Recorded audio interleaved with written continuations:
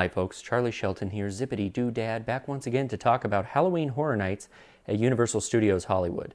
There will be spoilers in this, so if you want a spoiler-free version, jump down to this time code right here, and you can have a spoiler-free roundup without any particulars.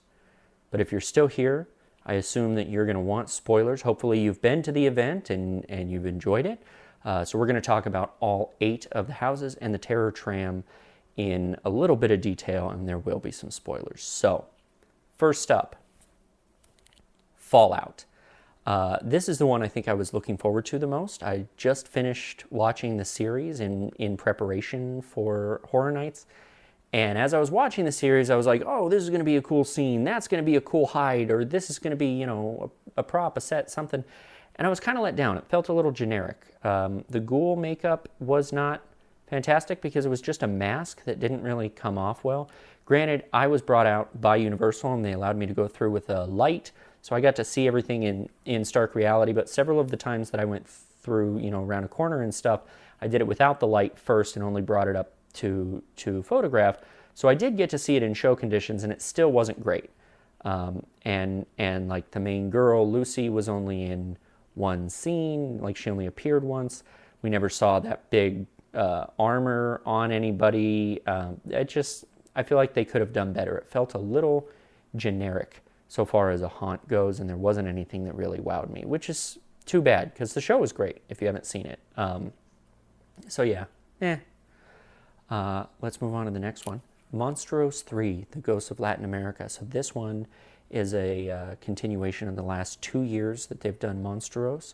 But this one is the all-female monsters house. So, of course, they brought back La Llorona, which is great. It's fine, but we've seen it so many times in the past here over the last however many years, since like 2010. And they just keep those giant animatronic monster things in the back, I guess, and bring them out every so often. It was only okay. I think years past have been a little more creative and a little more creepy and a little more immersive. I think La Llorona was the best of the 3, and that's because that was, you know, they invested in it for other houses. So it wasn't my favorite, especially compared to years past, but it's still worth going through. It's still kind of fun, especially if you haven't seen the previous years. This is going to be a really great house. Jason Universe. I don't know why it's Jason Universe instead of just like Friday the 13th or something. But like it, you know, you see him throughout different things, and there's different Pepper's ghost effects where he appears and reappears from when he's like electrocuted or something, I guess. This one again was only okay. There were a couple of cool kills and gags with timing and stuff with a bow and arrow. That one was all right. But again, I feel like we've done Jason to death, and there were no really amazing, you know, no cool kills, no cool set pieces, no cool gags.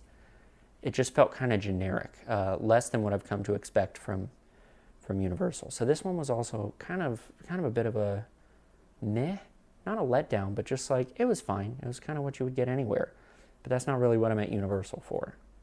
So next up is Five Nights at Freddy's. It's not that I wasn't looking forward to this one. I knew they couldn't do it the way I was hoping it could be done because it just seemed so intense and labor intensive and all these little pieces.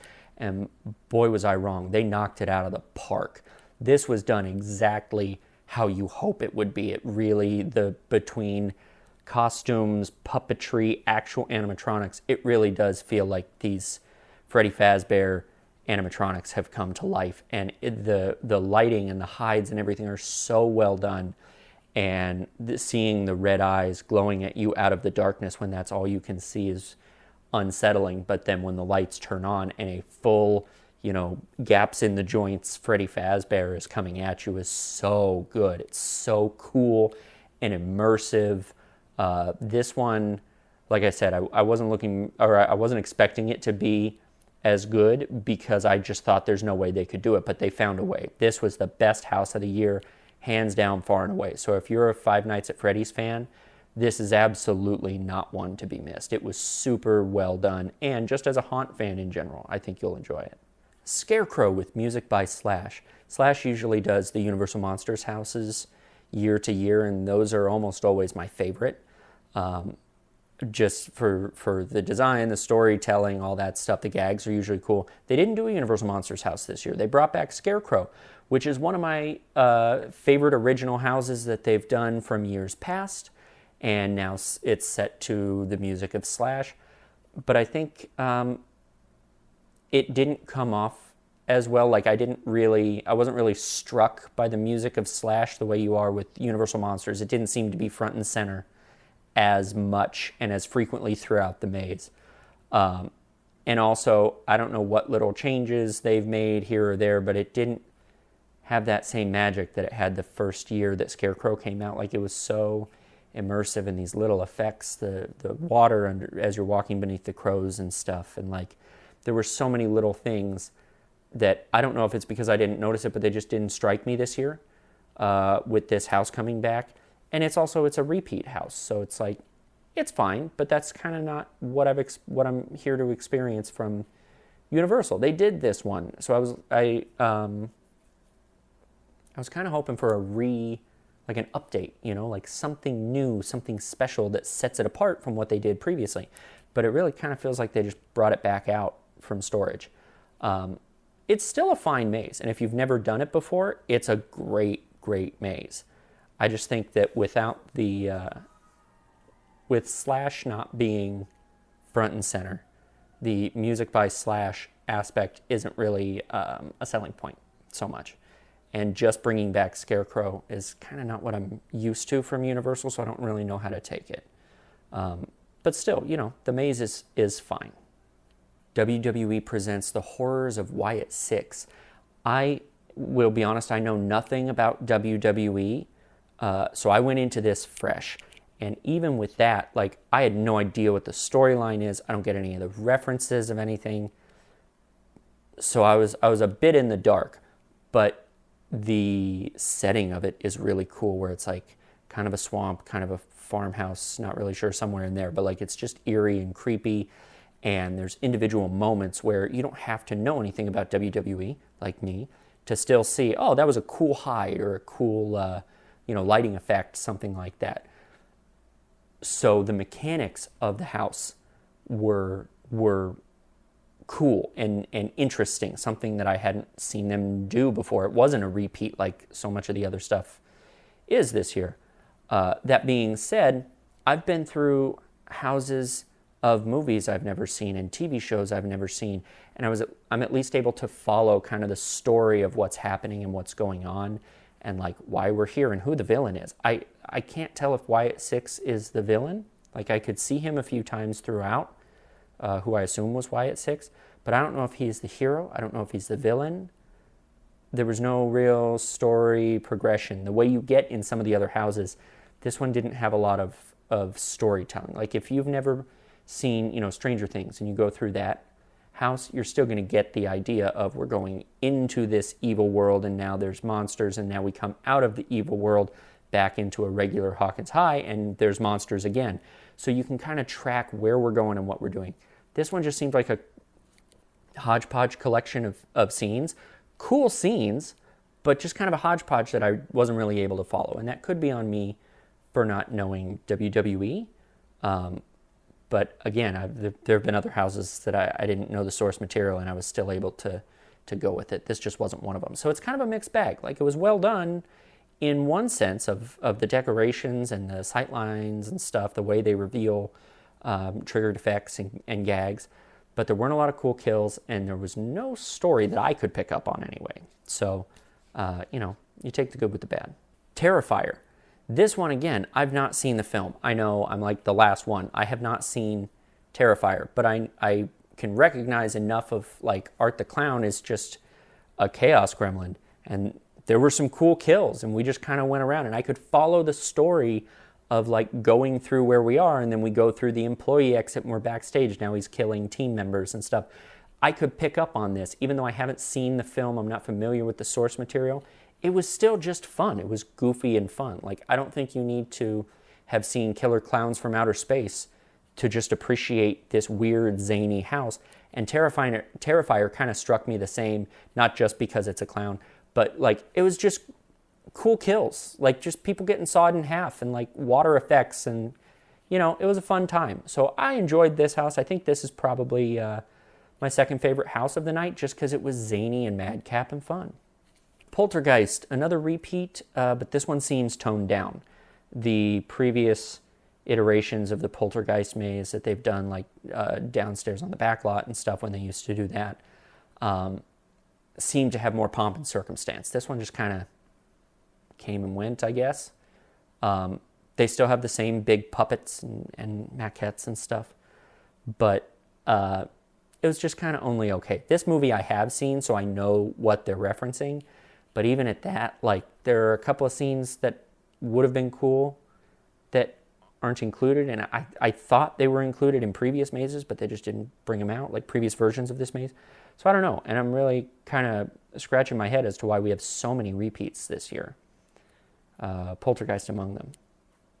And finally, Terror Tram Enter the Blumhouse.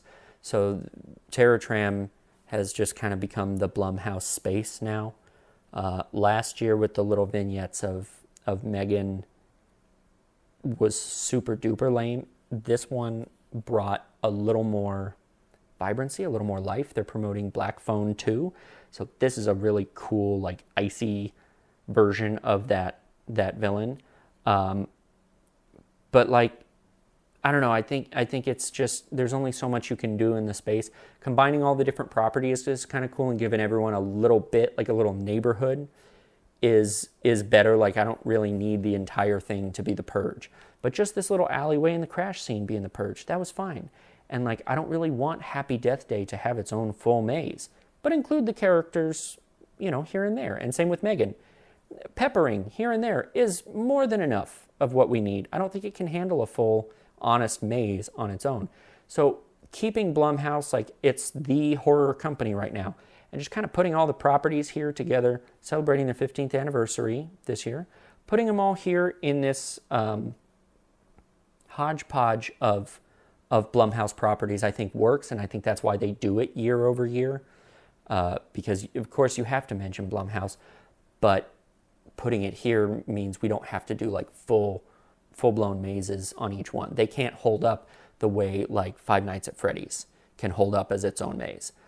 So I don't think they need to include that film in this like amalgam thing. That can stand on its own. These other ones that can't quite make it, those are the ones that get the amalgam. So it's fun, and if you've never done the Terror Tram, it's cool to walk around on the back lot and take your picture at the Psycho House. But yeah, I mean, if you've done this in the past, there's not a lot new to it. Still got some great photos out of this, though. So that's all the mazes. The scare zones are pretty much the same. We've got a new clown scare zone here at the fire towers, but that's, I think, done to death in every haunt across the entire world. Has to have a clown scare zone, and they've done that in the past. They're calling it Carnival of Carnage now, so it's just a different name than Clowns with a Z, which is what I think they did previously. So, you know, it's nothing to write home about. The Murder of Crows is still there, but I think it'll be interesting to see if that changes next year with the opening of the Fast and Furious coaster, because that's right in front of the loading entrance, and I'm sure that'll be a popular attraction to go and hit next year. So if you've been with me the whole time, or if you're just jumping down to this time code right now, let's round everything up in a spoiler-free way. I don't want to say I'm disappointed in Horror Nights this year, but I'm underwhelmed. I've seen year over year the offerings that they've had. I see the amazing things they can do with like Five Nights at Freddy's being a really well done maze, and I see where maybe they're kind of recycling some stuff with Poltergeist as a returning maze, with Blumhouse returning year over year, even Scarecrow as a returning maze. That's not what I expect from Halloween Horror Nights. I expect new every single time, because that's what they've set up. Knott's Berry Farm recycles their mazes for many, many years, but it's different, and those are way more immersive and detailed and intense at Knott's, because they're only making 2 mazes every year. So they really go all out for it. With these, you kind of accept that, like, all right, you know, it's a room with painted walls and stuff. Like, we accept that because we know it's all new every year, and that's the agreement we make as audience and proprietor. And this one, to have this many repeats and things where it's like, it's not like they're bringing back, you know, The Weeknd from last year with these big set pieces. They're not bringing back Stranger Things, this huge property. They're kind of bringing back some like B-list, C-list houses. So I don't really know what's going on with like the planning this year. And it kind of leads to, especially as a longtime haunt fan, having been to like all of them forever, I don't feel the need to go and revisit these because I've already done them. So it's cool for Five Nights at Freddy's, but I don't know that that's enough to make me want to like go and buy a ticket, unfortunately. And I think this might be the first time I've said this about Halloween Horror Nights. I don't really know if this year is worth that ticket. I kind of hope that they up their game next year and come back really strong with the money they're saving from this year. I hope they come back really strong next year with a really big budget and really cool stuff to show off to kind of win everybody back. But, you know, if you haven't been on these mazes, if this is your first time going, these are some pretty great mazes that maybe you've never had the opportunity to see before. So if that be the case, then absolutely go and give it a shot. But longtime haunt fans, it's kind of hit or miss. So that's all we got. That's everything from Halloween Horror Nights. I will be going to Knott's Scary Farm, and I might even go up to Six Flags Fright Fest. So subscribe to the channel. I've got lots more coming, and take a look at some of the stuff we've already put up teasing out this haunt season. So thank you guys for riding along, and we'll see you next time.